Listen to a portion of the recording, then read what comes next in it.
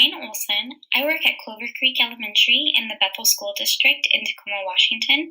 Right now, I'm going to talk to you about workflow efficiency in the classroom. So first I'm going to go to my PowerPoint, which I have open. And we are going to talk about increasing workflow efficiency. Once again, I'm a second grade school teacher. I work in the Bethel School District. I work at Clover Creek Elementary. And right here you could see some of my main contact information in case you have any questions for me. So the first thing I'm going to do is talk about Gmail.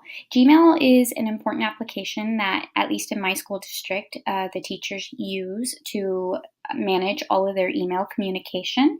So we are first going to talk about how to set up an address group for list mailing. The benefits of doing this is contacts that you tend to email a lot on the same email won't have to be individually typed. You just have to type the group label.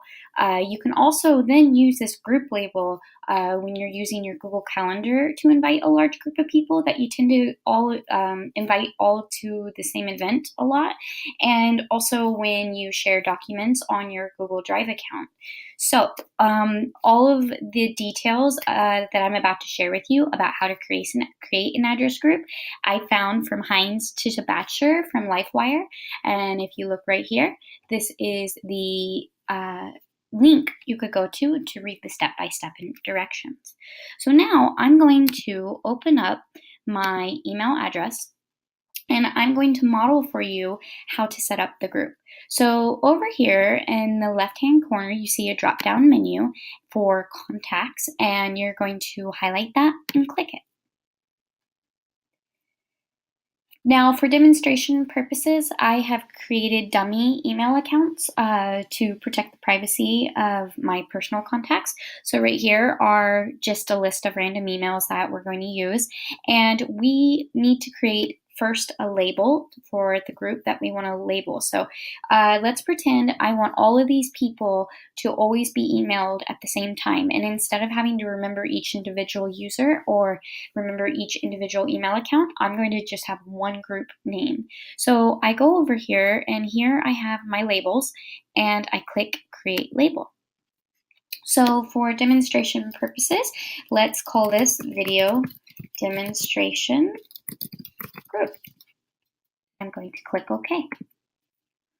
Once I have done that, now I have it right here under my labels, and all I have to do is click on the group members in the checkbox,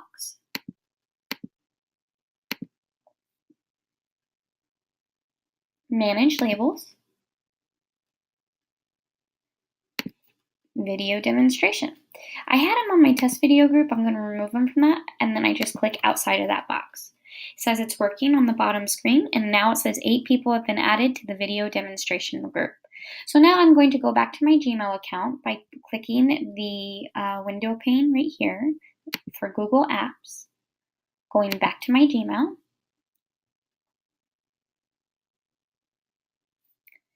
and I want to compose.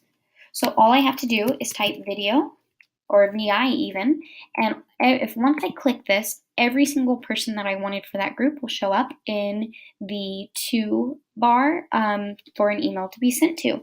So once again, this is how you create a label to create a group mailing list, and you can now use it in your Google Calendar. So I'm going to show you how to use that.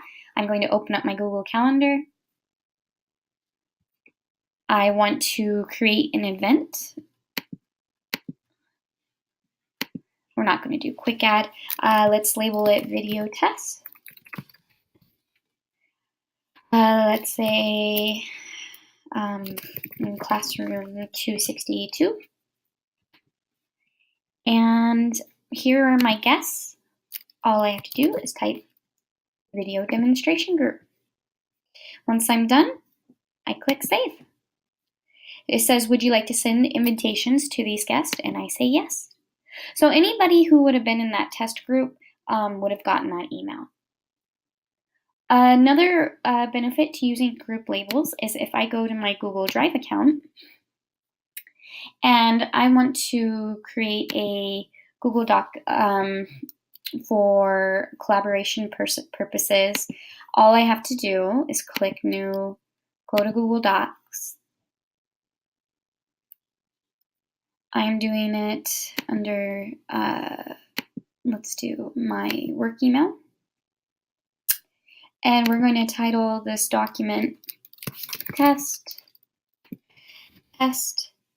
And if I wanted to share it, let's say I wanted to email my second grade team because I'm a second grade team leader. All I have to do is click second, and right now if I click second grade, all of those users pop up. So once again, this was a demonstration of how to create groups for Google under Gmail, and those group labels then transfer to Google Docs and your Google Calendar.